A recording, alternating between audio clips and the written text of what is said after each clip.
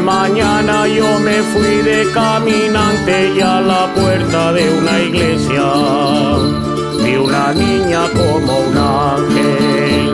Y a la puerta de una iglesia vi una niña como un ángel. Yo le perseguí los pasos por ver dónde se me entraba y al llegar a sus umbrales le pregunté si me amaba.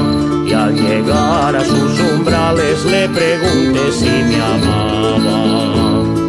No, señor, que soy casada y eso no lo debo hacer, que mi marido me ama y no lo quiero perder, que mi marido me ama y no lo quiero perder. Si tu marido es celoso, niña mía, no desmayes, que si voluntad tú tienes, los campos no tienen llaves. Que si voluntad tú tienes, los campos no tienen llaves. Si vos queréis, caballero, de mi hermosura gozar, todo lo que yo os pida, vos me lo tendréis que dar. Todo lo que yo os pida, vos me lo tendréis que dar. Lo primero es una casa que cueste 2000 doblones y a la orillita del río, con ventanas y balcones. A la orillita del río, con ventanas y balcones. Al ladito de la casa tiene que haber un jardín y en medio una rica fuente con los caños de marfil. Y en medio una rica fuente con los caños de marfil.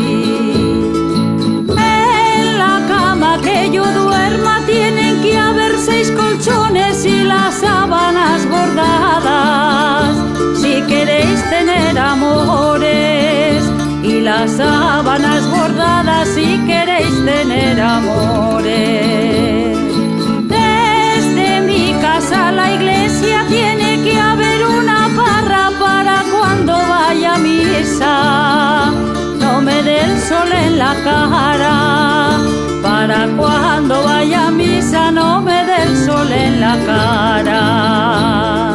Y un coche con 4 ruedas también será menester, que soy bajica y gordica y no debo andar a pie.